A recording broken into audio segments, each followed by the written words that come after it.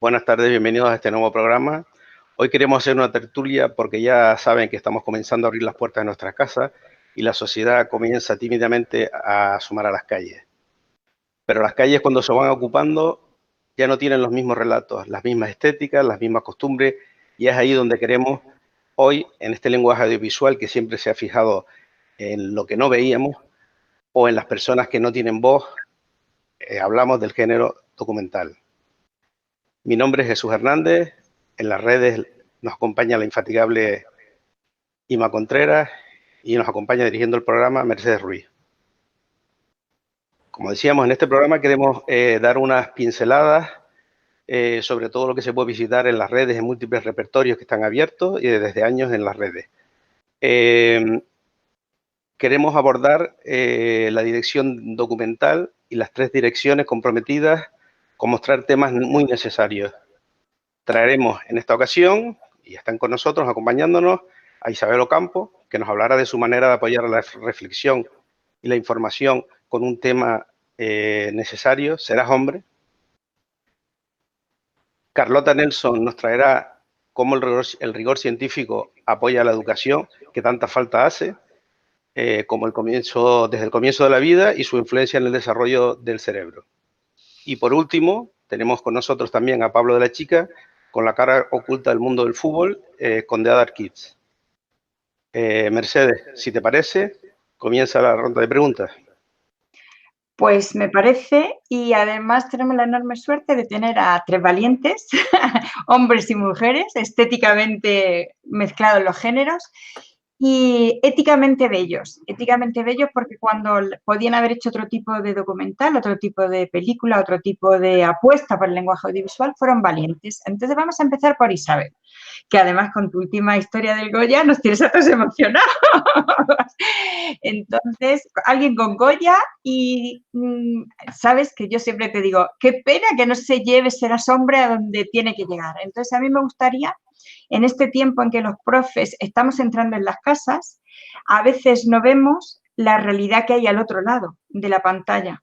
Y esa realidad que tú cuentas también y que primero vas a contar lo que tú quieras, pero yo me gustaría que terminaras con esa parte final que nos contasteis cuando tuvisteis el primer pase y que juntos nos dijisteis cómo llegasteis a ese final tan impresionante de Serás hombre, no previsto, que tuviste que cambiar, pero sí que me gustaría, porque es una parte emocional tremenda, tremenda, y que vibras en la butaca, y que de alguna manera nos tiene que hacer vibrar a todos como sociedad, yo creo, ¿no? Y a los profesores en particular, porque detrás de la pantalla hay mucha gente que está pasando eso que tú cuentas. Así que todo tuyo, Isabel. ¿Serás hombre? ¿Qué es? Bueno, pues ante todo muchas gracias por invitarme a esta especie de experiencia, porque esto no se puede llamar de otra manera nada más que una experiencia tecnológica nueva que está inundando nuestros días, este tiempo, ¿no?, que estamos confinados. Bueno, yo me dedico al cine y en realidad alterno ficción con documental. Y me gustaría que, bueno, aclarar algo que no todo el mundo tiene claro, que es un documental. Un documental es una película en la que tú has más o menos previsto un guión, pero que el guión te puede sorprender. Pero siempre hay una elección por parte del cineasta de aquello que está mostrando. Entonces, no se puede decir esto que estás mostrando es verdad, porque tú estás eligiendo ya el punto de vista de la cámara, lo que eliges en el montaje final, lo que dejas fuera. De alguna manera también hay una voz muy fuerte por parte del autor o de la autora que está hablando. Entonces, Serás hombre es como para mí el resultado natural de haber investigado de muy cerca el mundo de la explotación sexual y de haber llegado a la conclusión de que el problema de la violencia de género en realidad está en la cabeza de esos maltratadores, de esos puteros, de esos consumidores de prostitución, y que ahí estaba el problema. No está el problema en, bueno, pero claro, decir esto es no decir nada y decirlo todo, porque esas cabezas son las que gobiernan el mundo, esas cabezas son las que inundan las calles y de alguna manera pues había como que desnudar las excusas en las que se escudan para llevar a cabo todas las tropelías contra seres humanos, contra mujeres, contra niñas y niños, pero como estamos viendo también, contra el planeta. Entonces, esa forma de pensar, que, bueno, más o menos no sé si la palabra patriarcado lo engloba todo, pero Serás hombre era un intento de construir, aunque la palabra de construir es muy enorme, pero bueno, era un intento de meter la cámara ahí, de analizar, de tratar bueno, de separar en sus trozos cómo este pensamiento es compacto y, bueno, pues de alguna manera incide negativamente en nuestras vidas, no solo de las mujeres, sino también de los hombres. Me estoy liando un poco, pero yo lo que quería decir es, bueno, que el documental está ahí, está en Filmin, como toda mi obra, y un poco era el intento de analizar la violencia de género, y lo que ocurrió, y ya me centro en tu pregunta, es que, bueno, yo por mis trabajos anteriores, Evelyn y Miente, que Miente es el corto con el que gané el Goya, que está en YouTube, lo podéis ver, y pues había tenido muchísimo contacto con muchísima gente que estaba metida en el mundo de la prostitución. Y como yo soy, digamos, éticamente intento ser lo más honesta posible, yo había escuchado todas las voces, con las que yo estaba de acuerdo y con las que no. Porque en el mundo de la prostitución ya sabéis que la prostitución en sí es un tema muy controvertido y todo el mundo tiene aquí muchas opiniones, ¿no? Yo había tratado de escuchar a todo el mundo. Entonces hice una labor de investigación muy periodística. Había hablado con ONGs, con víctimas de trata, con prostitutas voluntarias, con clientes, con policías, con periodistas infiltrados. O sea, tenía un mapa generalísimo, y llegó un momento que de verdad yo me sentí que yo tenía muchísima más información que nadie en España sobre este tema, ¿no? Ahora ya, afortunadamente para mí, he perdido un poco pues la conexión, porque es un mundo muy, muy duro. Y decías tú que las cámaras, efectivamente, ojalá que todas las personas que nos estén oyendo solo conozcan este mundo a través de los documentales. Yo, de verdad, agradezco, no, quiero decir que para eso estamos nosotros, ¿no? Con que vaya uno con la cámara y muestre el mundo, no hace falta que los demás os acerquéis, porque es un mundo realmente muy oscuro y muy tóxico. Es muy tóxico porque está lleno de mentiras. Y bueno, en el curso de este guión que yo trataba de armar en torno a la reflexión sobre la pregunta ¿qué significa ser un hombre? Y qué es el patriarcado, qué es el machismo y cómo nos afecta tanto a mujeres como a los hombres, cómo les afecta el machismo a los hombres, pues vi con estos dos personajes, por un lado el artista Adel Azcona, que cuando yo contacté con él era, bueno, medianamente conocido, pero mientras estábamos haciendo el documental se hizo él también muy famoso por robar 242 hostias consagradas y formar la palabra pederastia, y eso es una performance que él hizo que no hubiera tenido mayor repercusión, pero lo que ocurrió fue que lo hizo en Pamplona, que es la sede del Opus, y allí pues saltó a la prensa y bueno, muchísima gente se volvió muy loca y le amenazaron de muerte a él, que para mí es algo que me descoloca, porque si tú eres muy cristiano, ¿cómo puedes amenazar de muerte a alguien? O sea, es que no me entra en la cabeza, pero bueno, eso ya son otras cuestiones. Y por otro lado, otro de los personajes que yo conocí fue un proxeneta con el que había, digamos, entrado en contacto durante la época de mi película Evelyn. Y bueno, pues yo realmente con este hombre hablé muchísimo, muchísimo, muchísimo. Y hubo un momento que pensé, tengo que conseguir que se ponga delante de las cámaras, porque si él habla, mucha de la tontería que rodea el mundo de la prostitución, mucha gente se le caería la venda, porque es un mundo, como digo, lleno de mentiras, donde la supuesta libertad de las mujeres para hacer con su cuerpo lo que quiera, en realidad es, bueno, pues es una explotación en la que hay una serie de personas alrededor que muchas veces generan dinero legal, con lo cual están bien vistos por la sociedad y arropados por la sociedad y son necesarios para la sociedad, ¿no? Por ejemplo, pues, bueno, ayuntamientos de cerca, por ejemplo, de la Jonquera, que viven de los donativos que hacen estos clubs, ¿no? Y bueno, y lo que pasó fue que bueno, tenía estos dos personajes pululando por el documental. Adel Azcona, tengo que decir que él es hijo de una prostituta que le abandonó al nacer, de una mujer que era drogodependiente, y por lo tanto a mí me parecía muy interesante investigar a través de él la figura del padre, ¿no? Porque el padre, bueno, es esa figura que no ha sido suficientemente estudiada, porque generalmente es un ser ausente que tiene una coraza enorme donde los sentimientos no suelen, digamos, ser expresados con tanta facilidad. Bueno, una serie de características que afortunadamente ya van cambiando. Yo creo que es gracias al feminismo que los hombres han podido hacerse dueños de su paternidad y de disfrutar de esos sentimientos sin ser acusados de ser hombres blandengues o débiles o hombres que están dominados por las mujeres y toda esta retahíla de insultos que el patriarcado y el machismo les tenía reservados a ellos en caso de que se salieran del discurso oficial de ser macho, duro, etcétera, etcétera, etcétera. Y bueno, lo que pasó fue que en un momento dado, aunque hagamos un spoiler, pues estas dos personas se juntan y ahí pues salen chispas.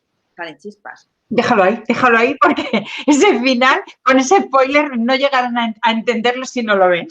Exacto. Yo creo que has mostrado una visión muy interesante, ¿no? Y has abierto caminos que ahí quedan y cada cual resuelva como quiera, pero no hay más que poner ahora cualquier programa serio o no serio para ver que el asunto del sexo, de las relaciones, de las intrigas que hay alrededor de ello, a veces los hombres también son presos de lo que las mujeres hemos fomentado. Y entonces esa parte que tú quisiste tratar tan bien cuidada de cómo se construye un hombre y cómo le ayudamos o no le ayudamos y cómo ese proxeneta dice o no dice, me parece que queda ahí, ¿no?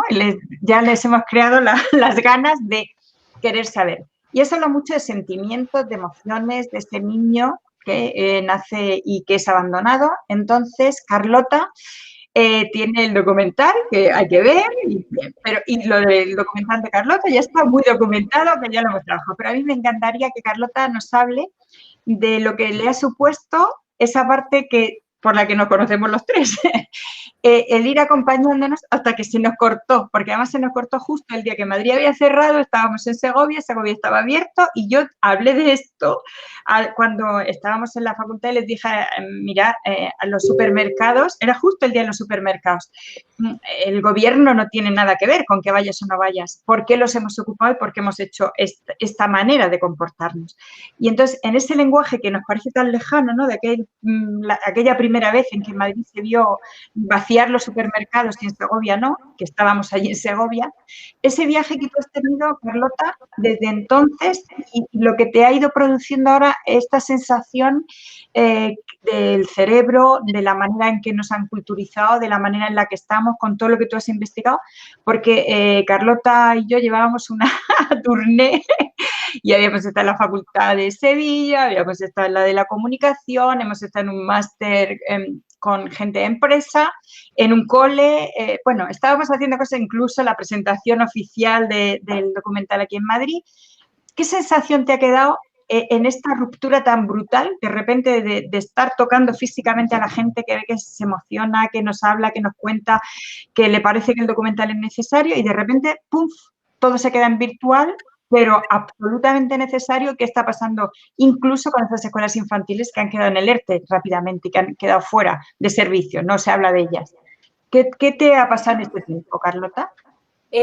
Bueno, muchas gracias por esta invitación a esta experiencia, como bien describía Isabel, y es un honor poder compartirla con Isabel y con Pablo. Vamos a ver, Brain Matters es un documental, como sabéis, sobre la ciencia de los primeros años y cómo esos años ayudan a determinar nuestro futuro, ¿no?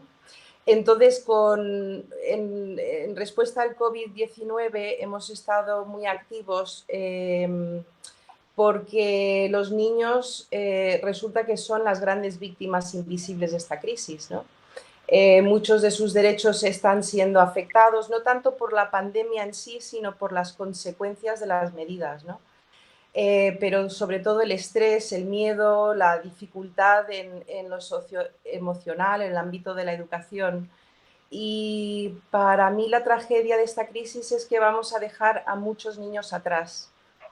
Lo que hemos de cambiar creo que es comprender que la lucha contra esta y otra crisis que puede venir, que no puede ser visto solo desde el punto de vista sanitario y que en las soluciones políticas hay que tener en cuenta a los niños, a las niñas y a los adolescentes. Que yo sepa, solo hay un líder en el mundo, que creo que fue la ministra, la presidente de Noruega, que convocó una rueda de prensa para niños, dejándoles un tiempo y un espacio para hacer preguntas, ¿no? Entonces, bueno, creo que debemos de aprender de esta crisis para poder salir mejores, ¿no? y más unidos. En cuanto a las acciones que estamos haciendo ahora, además de seguir compartiendo recursos, ideas y actividades para hacer en casa, información relevante y pertinente a la educación frente al COVID-19, pero en concreto estamos creando webinars en sustitución a los pases que ya teníamos previstos y creando podcasts y una iniciativa de radio comunitaria para llegar a las comunidades que no tienen acceso a Internet, ¿no? Entonces, lo que nosotros hemos visto desde nuestro mini equipo es que ahora mismo que los padres y los niños están confinados de manera parcial o total, habría que aprender un poco más sobre la ciencia de los primeros años y qué experiencias favorecen el desarrollo óptimo, ¿no?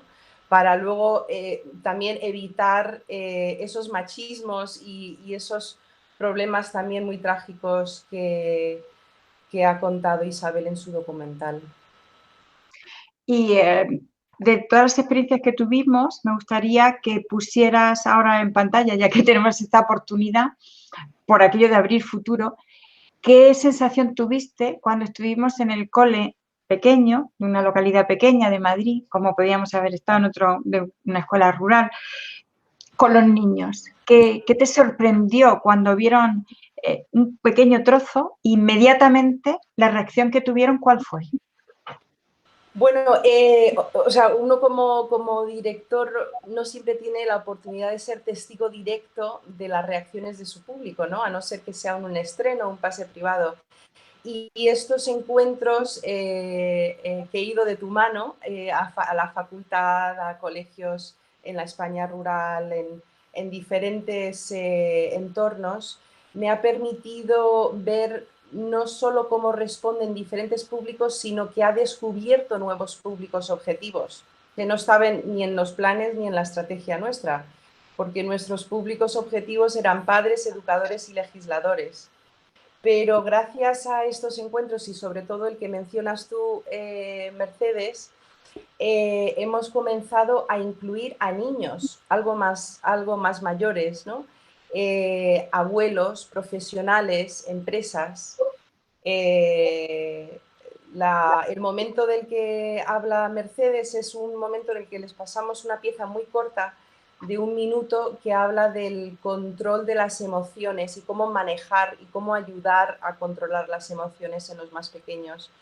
Y las reacciones de estos niños que tendrían entre 8 y 10 años, algo así, fue totalmente inesperada porque uno dijo, ahora ya sé qué tengo que hacer con mi hermanito pequeño que está en casa. Y otra chica creo que nos dijo, a partir de ahora el recreo lo pienso pasar con los de infantil. Entonces, eso realmente, que no solo son los padres los que educamos y criamos, ¿no? Sino toda la sociedad y toda la sociedad trabajando juntos, porque no sé, me volvió a conectar con una de las esencias del documental, y es que a los niños los criamos y los educamos entre todos, o al menos así debería ser. Y ahora es, porque ahora estamos todos en las casas.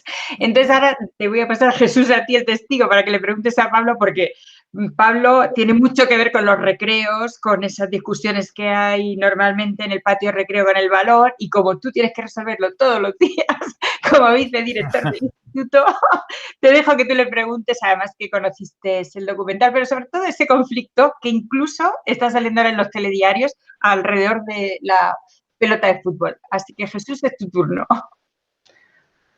Hola Pablo, ¿qué tal? Yo quería que nos comentaras un poquitito sobre esa otra visión diferente que nos ofrece del mundo del fútbol en The Other Kids, poniendo el foco en otro lugar tan distinto al que es habitual en el mundo del balompié.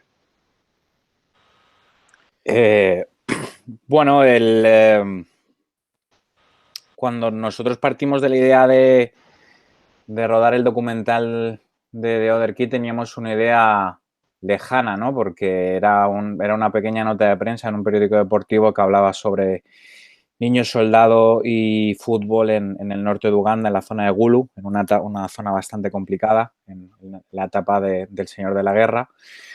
Y me pareció increíble, ¿no? Pues cómo una pelota puede a veces, durante un periodo muy pequeño de tiempo, un poco abstraer, ¿no? Y educar de una manera completamente diferente por el tema de los valores de equipo y de compañerismo, porque el fútbol, aunque X estrellas quieren demostrar que es un individualismo, hay otras estrellas que demuestran que es un deporte de equipo y que se gana en equipo, ¿no? Entonces, ese concepto social de trabajar en equipo. Y nos fuimos a rodar a Uganda, el proyecto de Other Kid, hace unos años, y cuando íbamos a empezar a rodar, 2 días antes del inicio de rodaje, yo tenía mi segundo viaje para preparar todo de desarrollo y encontramos en un vertedero trágico porque es un vertedero de tráfico de menores, al protagonista, ¿no? Entonces me cambió, por eso me hace mucha gracia y comparto las opiniones de mis compañeras, porque tú tienes un guión y una escaleta y llegas el día de rodaje y dices, esto no sirve para nada.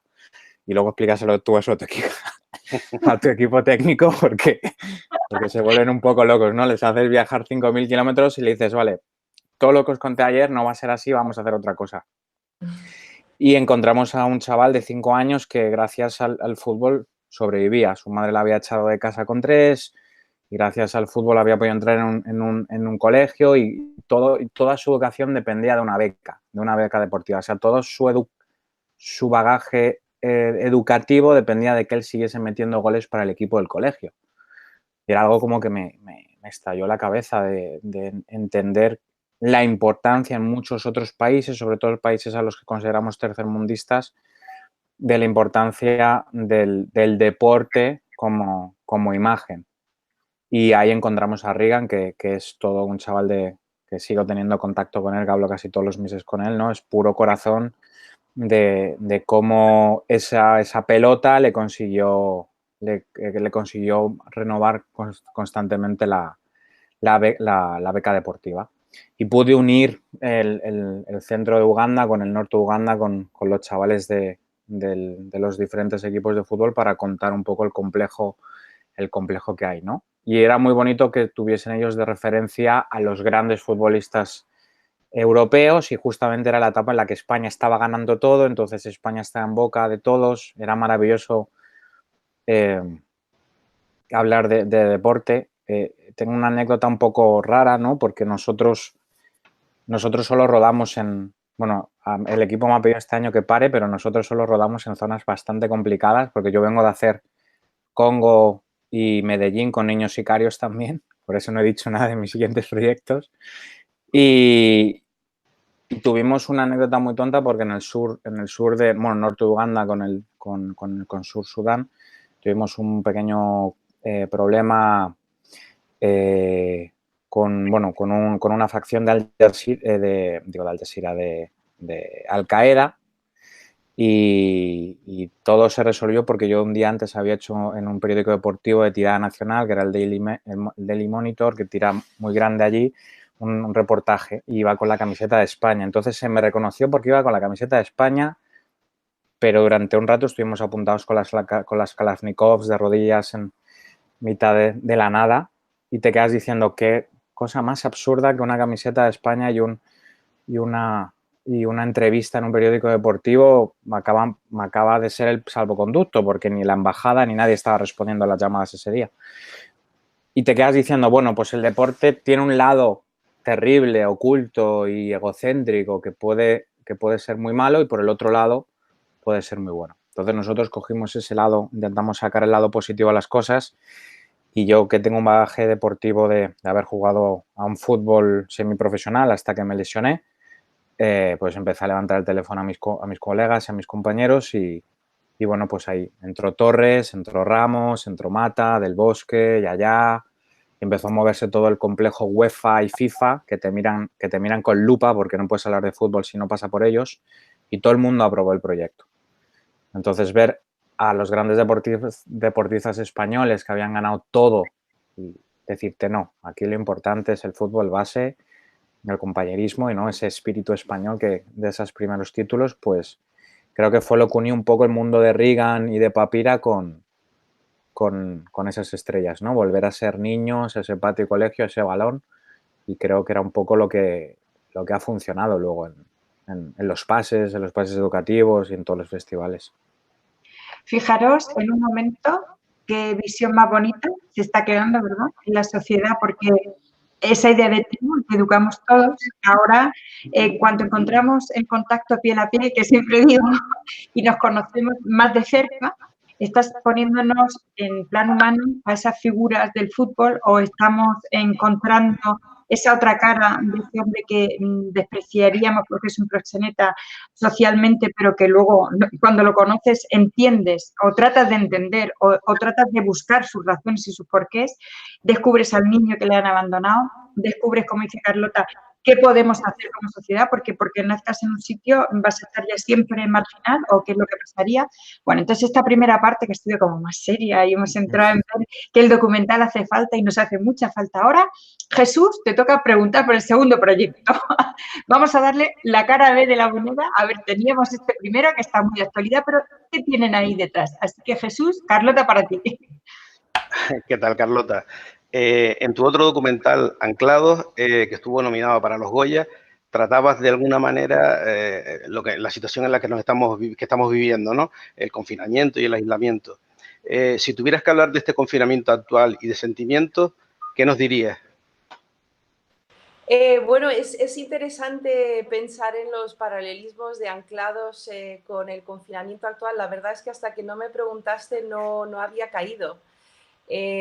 Bueno, para ponerlo en contexto, Anclados retrata a lo largo de 3 años a 4 hombres y una mujer que viven en antiguos barcos soviéticos abandonados en las Palmas de Gran Canaria. Y ellos mismos se confinaron al muelle y a estos barcos en los que trabajaban, porque si no perdían la posibilidad de algún día cobrar lo que se les debía, ¿no? Por la ley del mar y esto. Entonces, es la historia del día a día de estas personas que viven repartidas en barcos oxidados, pero es también la historia del ingenio, la paciencia, de los sueños, de la esperanza, el saber luchar contra el olvido en el caso de ellos, ¿no? Y cada uno tiene un perfil humano diferente y representa, yo creo, la historia 5 maneras diferentes de sobrevivir y de esperar y de enfrentarse a una situación, pues, de frustración, abandono, sacrificio, depende de cada uno. Y, o sea, uno se pasa el día cantando y cocinando para los demás y repartiendo comida a los que no tienen, otro comienza un romance, otro se las busca para reparar y reflotar un antiguo barco soñando con hacer fortuna. O sea, yo creo que la gran lección, bueno, el gran paralelismo es aprender a que no es lo que te sucede, sino cómo te enfrentas y vives con lo que te sucede, ¿no?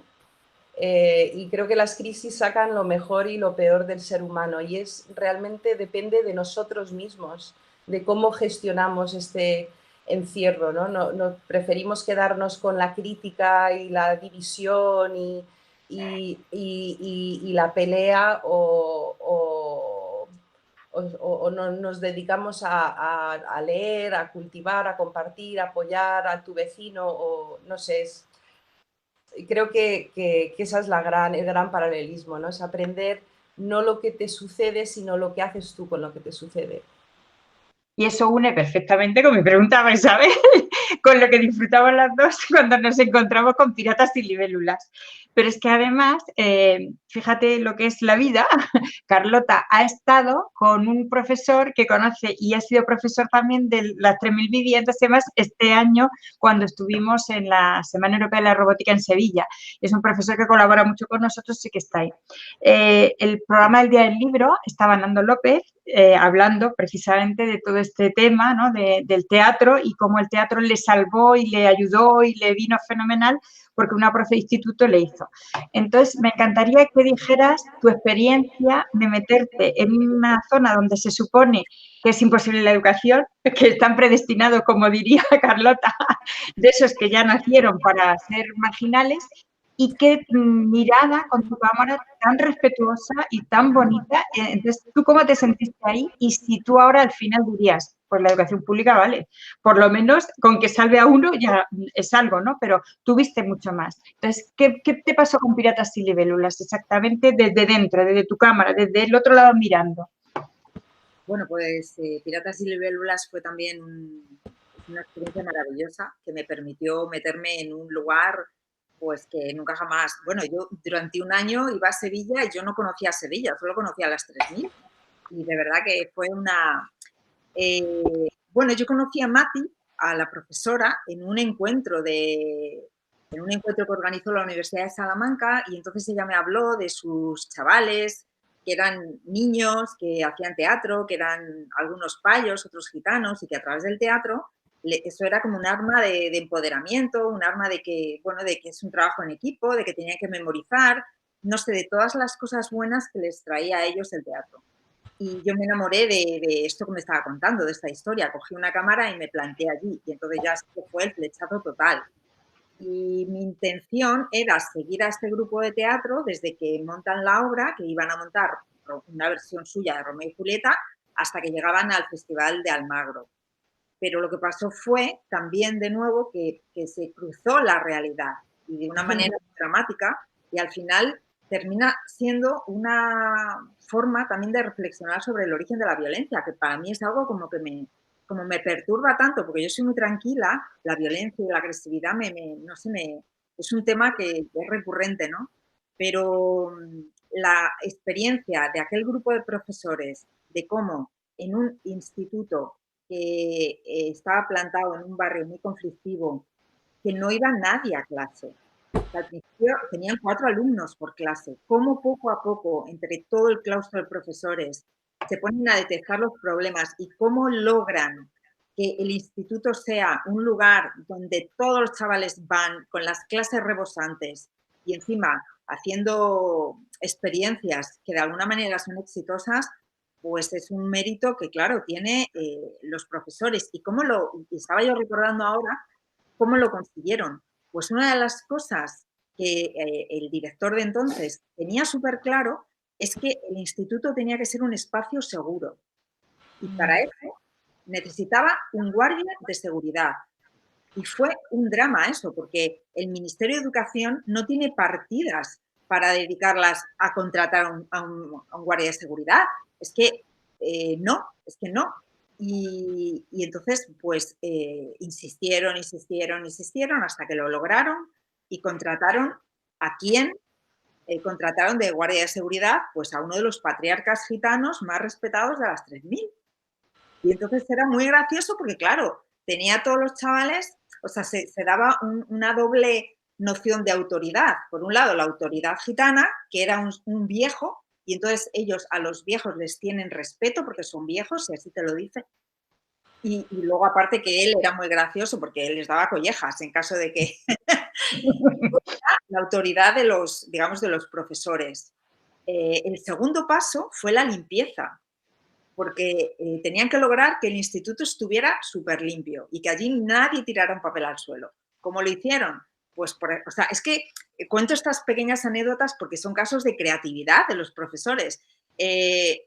Cada chaval que tiraba un papel al suelo se convertía cada recreo en una papelera humana. Lo plantaban allí al patio con una bolsa de plástico y entonces todos sus compañeros venían a burlarse, pero a tirar los papeles. Entonces nadie quería ser papeleras humanas. Bueno, pues, y luego ya hicieron también muchísimas excursiones con los padres y las familias. Entonces de repente se generó una comunidad, ellos sentían que pertenecían a algo diferente y allí consiguieron un éxito educativo sin precedentes, sin precedentes. Y mi documental llegó en un momento en que pues todo hubiera sido maravilloso si no, digo, si no llega a ser que bueno, hubo un suceso dramático, un tiroteo y un niño recibió una bala perdida y después de estar varios días en coma murió. Era compañero de ellos y de repente, claro, cuando la violencia te toca de cerca, pues entras en cólera y se dio la circunstancia de que ellos querían cambiar el final de Romeo y Julieta, para que las familias no hicieran las paces, porque ellos sentían que tenían que. Y entonces ahí está el esfuerzo sobrehumano de esa profesora que trata de, mediante el diálogo, mediante los argumentos, mediante la calma, tratar de hacerles entender que la violencia no es solución nunca. Y cómo algunos lo entienden y cómo otros no, y cómo no tiene nada que ver la etnia que tengas, porque había niños payos que estaban a favor de la violencia y niños gitanos que estaban a favor de la paz. Entonces, ahí te das cuenta de que, bueno, de que la educación es increíblemente importante y cómo tener un buen profesor te puede salvar la vida. Y estás hablando de escuela pública, de la difícil, de la gestión emocional complicada. Y además has hablado de gitanos, de payos, de Sevilla. Entonces le dejo a Jesús muy preparadita la pregunta, que nos tiene muy inquietos. Con Sí, Pablo. A ver, porque... Mercedes, sí. A ver, yo tengo una pregunta que me intriga bastante, ¿no? Y quería preguntarle a Pablo cómo dio ese giro casi de 180 grados de tratar el tema en su anterior documental, el de Other Kid, y dio ese giro casi de 180 grados, repito, de pasar del tema del fútbol al mundo del flamenco con el Cigala. Pablo, cuéntanos un poco y dinos cómo valoras que la música no comercial entre en las aulas. Bueno, giro. Una de las cosas que cuando nos juntamos en el equipo de la productora nos hemos obligado desde que la creamos es a estar despiertos y a ver todos los proyectos que entren con cariño y intentar girar todo el rato. Creo que lo peor que podemos ser es funcionarios artísticos. Entonces nos obligamos a tener un petardo. Indestructible, soy productor y productor ejecutivo de la pieza, pero lo dirige un sevillano, David Pareja. Y cuando pues cayó el proyecto en la productora, pues teníamos una especie como de... No de conflicto, pero es algo como sí de recordar, en cierto modo, de dónde vienes. Y que me ha servido, esto es como un adelanto, ¿no? Porque yo estoy a punto de saltar a la ficción con mi primer largo y hablo de mi barrio. Y yo soy de La Lipa y mi casa está pegada al cementerio y al barrio de los gitanos de Moratalaz. Y mi madre es profesora de educación pública y ya está en el bar cárcel y se ha comido hoy en Moratalaz y ya trabaja mucho también el tema gitano.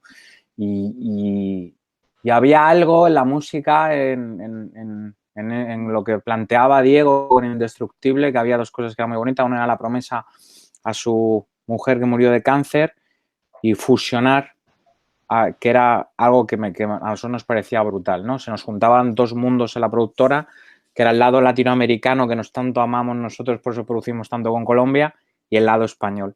Y cuando se fusionó Diego Indestructible en Alma Salsa, en ese encargo, bueno, en ese guiño que le hizo su mujer, nos dimos cuenta que todos esos conceptos raciales de el gitano odia al latinoamericano o el gitano odia a... No era un tema de odio, era a través de la música unir dos etnias, dos culturas, dos maneras completamente diferentes de ver la vida y empezamos a ver muchísimos paralelismos que planteaba el director de cómo la Fania All Star, cuando salen de Puerto Rico van a Nueva York, son los despreciados en Estados Unidos, como esa salsa, no sé, cómo cantaba Héctor Lavoe en Colombia, cómo se une con Diego, empezó a generar algo súper, súper bonito y nos pareció imprescindible ir a pulmón con el proyecto como fuimos para poder sacarlo, porque entendíamos que era un mundo de fusión, que es una cosa que luego quedará para la historia, porque sabemos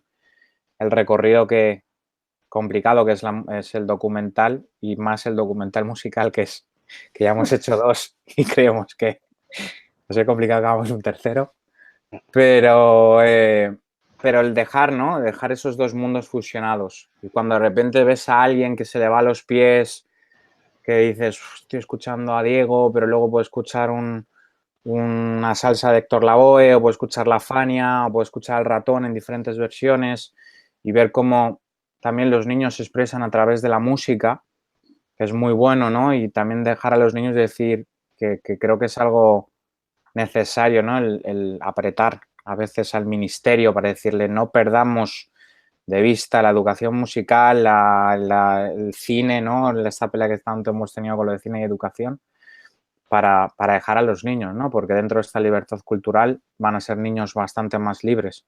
Entonces apostamos mucho por esa fusión que se planteaba en este proyecto. Bueno, Jesús, como ves, es un programa de lujo, porque es que no hace falta contarle a la sociedad. Yo creo que esto lo tiene que ver la ministra de Educación, lo tiene que ver el ministro de Cultura en estos momentos que todo el mundo ve tanto. Haremos lo que sea por redes para que lo vean, porque no hace falta convencer a nadie oyendo.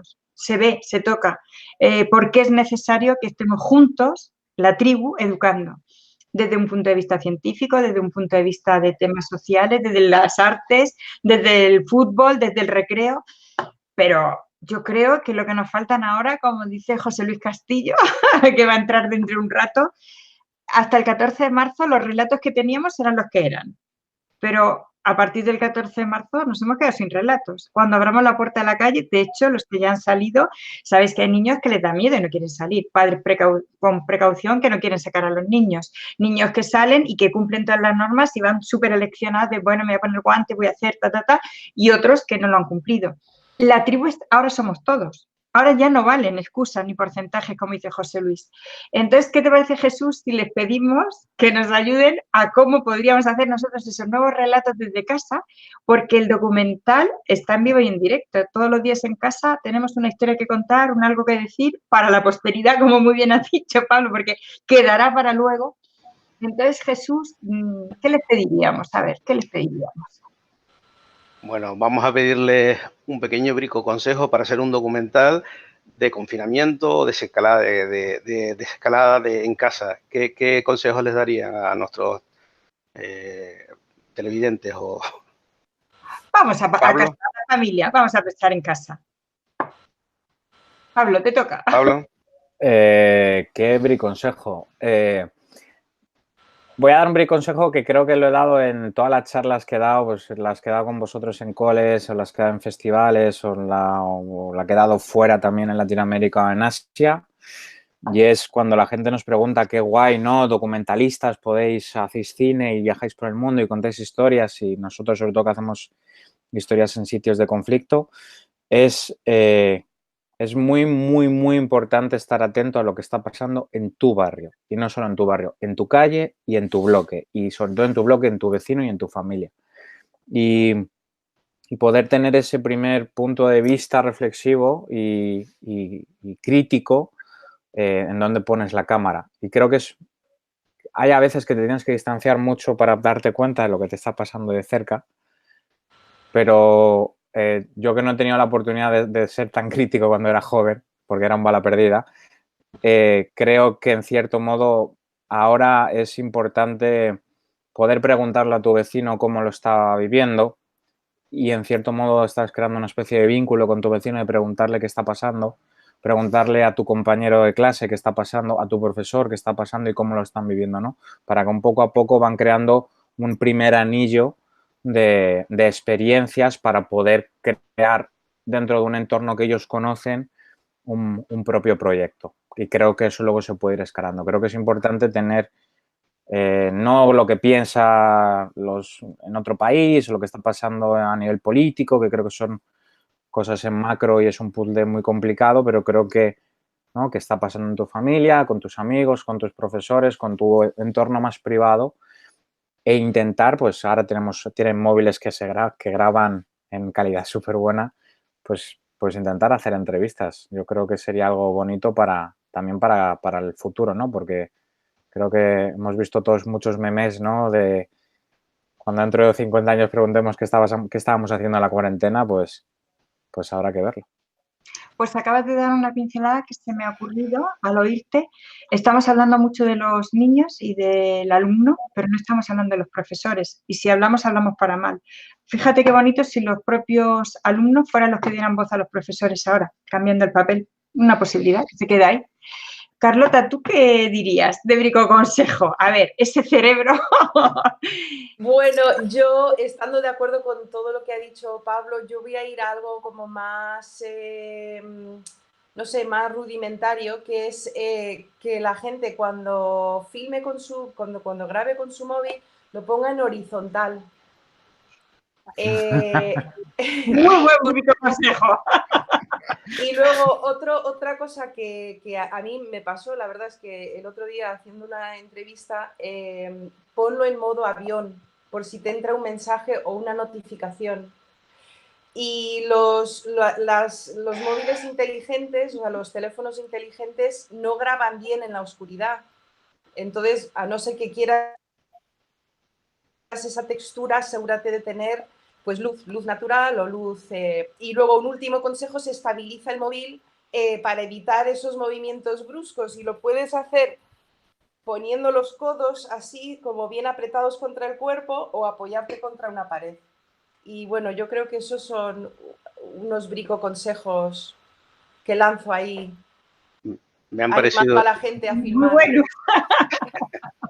Me han parecido muy interesantes esos briconsejos, aunque, sobre todo el de modo avión, aunque en uno de ellos, por desgracia, luchamos contra lo que ha instalado Internet, ¿no? De las pantallas verticales y cuadradas que van contra todo lo que es el mundo del cine y el documental, ¿no?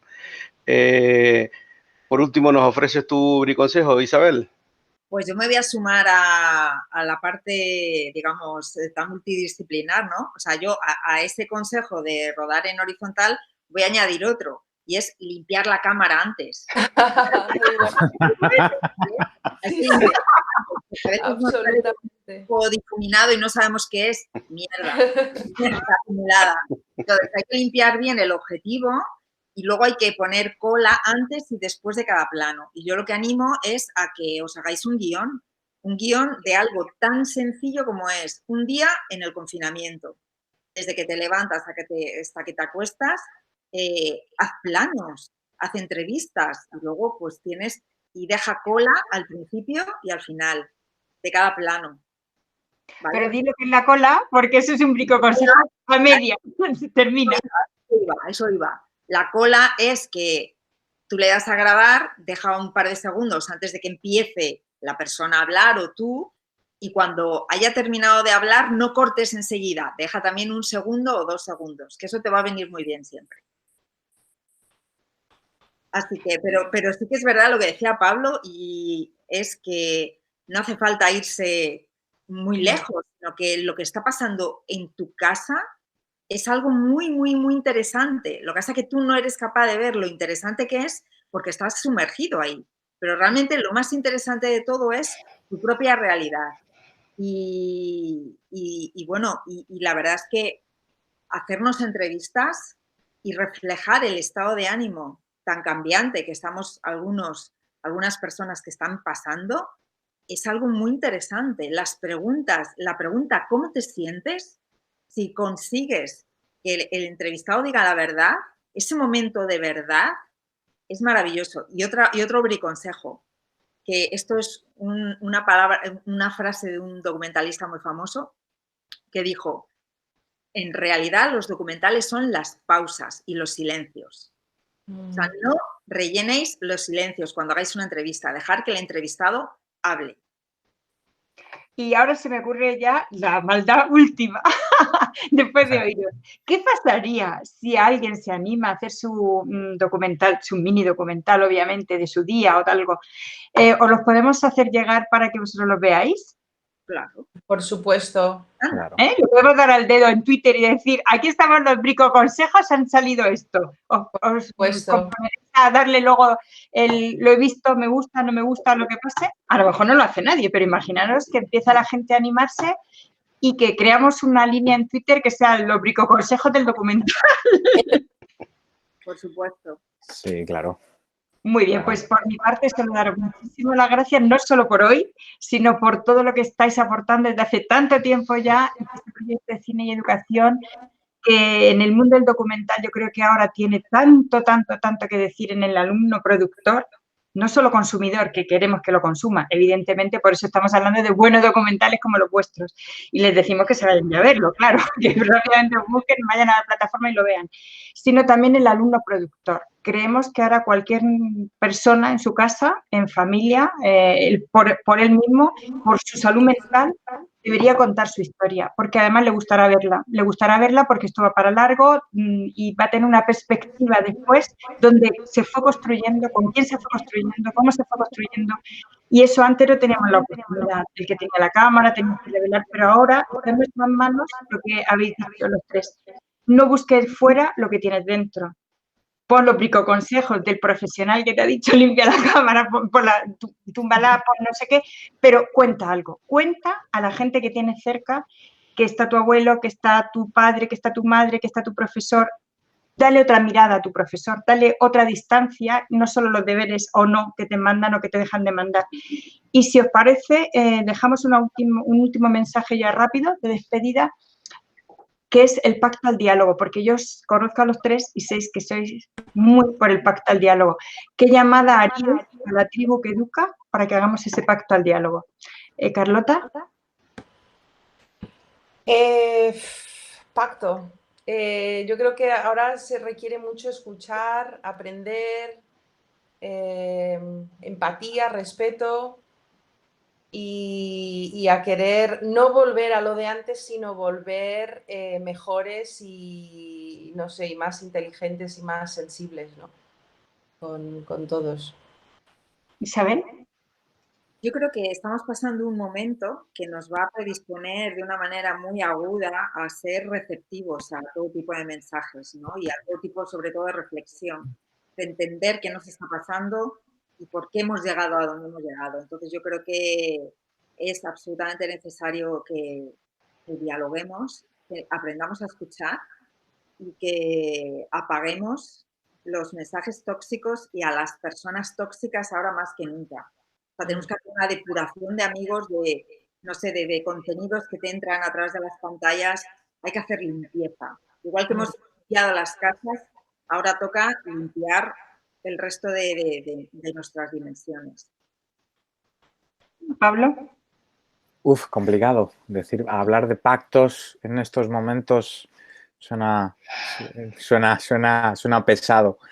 Más que, o sea, secundar absolutamente lo que dicen mis compañeras, y creo que un pacto que creo que la sociedad tendríamos que hacer en líneas muy generales es la importancia de que en este confinamiento hemos tirado mucho de la gente de la cultura en todas las líneas, musicales, artísticas, teatro, cine, escritura, toda la cultura, ¿no?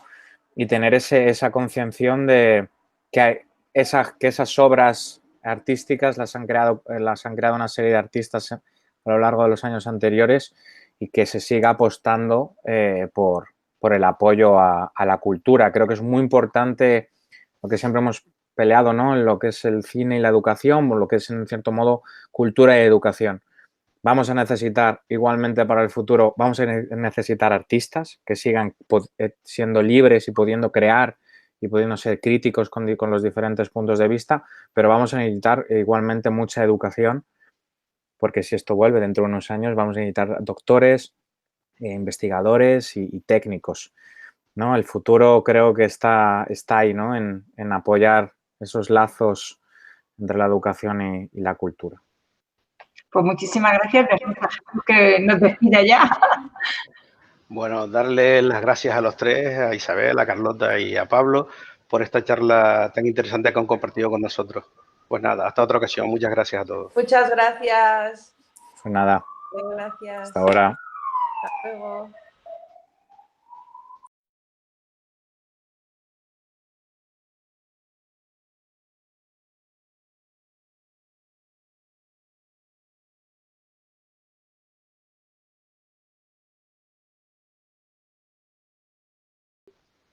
Bueno, Mercedes, ¿y ahora qué nos tienes preparado?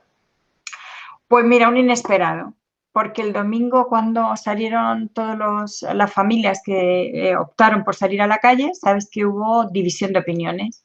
Un número muy amplio cumplió las normas de confinamiento, saliendo bien, teniendo cuidado, y otras familias, pues también ante la costumbre que tenemos hasta el 14 de marzo, no fueron tan respetuosas con las normas, y eso crea una situación nueva.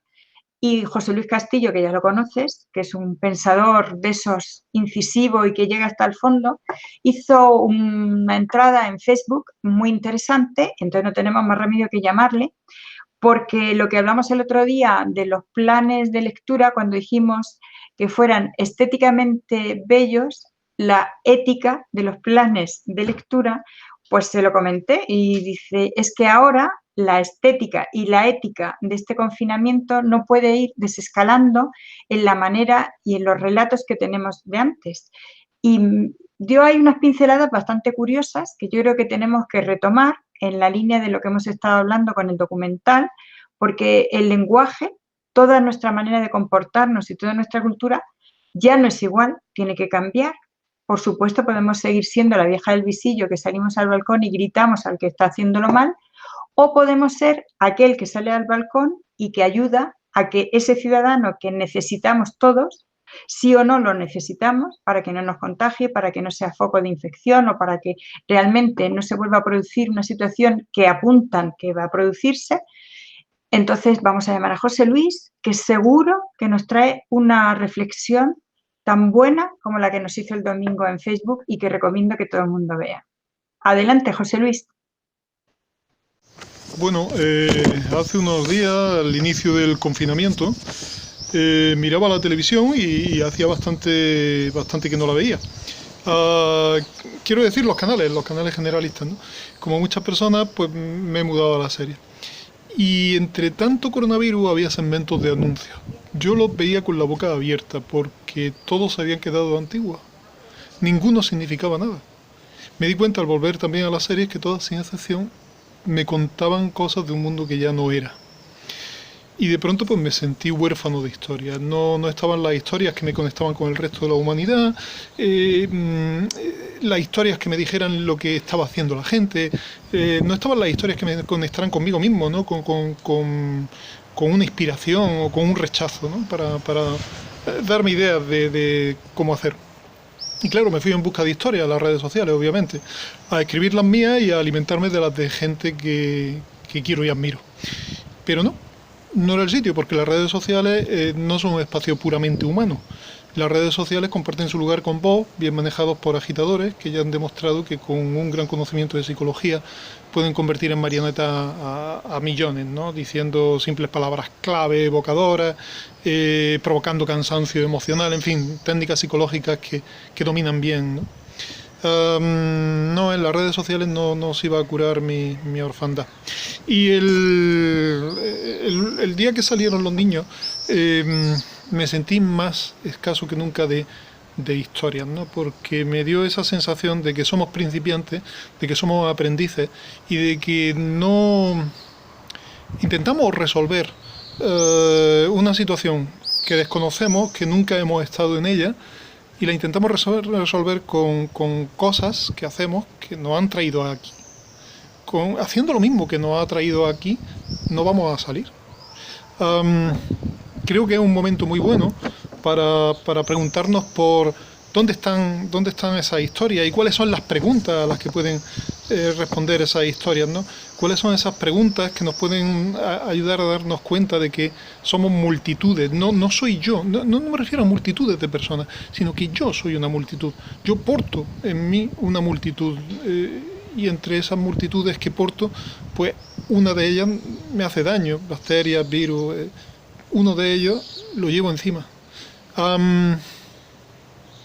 Creo que todas esas historias tienen que partir de preguntas, ¿no? Creo que en estos momentos se necesita gente capaz de hacer muchas preguntas, que hablen, por ejemplo, de la calma tan necesaria para querer escuchar bien y que nos lleve ese escuchar a un querer hacer bien, o de la ética que nos guía ante futuros inciertos con problemas desconocidos, o de la necesidad que nos impone el virus de dejar de ser muchos yo superpuestos que incluso colaboran para pasar a ser un nosotros fuerte, ¿no? O de la desconfianza que surge entre personas que se leen y que probablemente se mantendrá cuando se encuentren, ¿no? O de la pérdida y la ruptura durante la ausencia, o quizá durante la presencia, o de la ayuda prestada por millones cada día, cada minuto, que no va a recibir ninguna recompensa.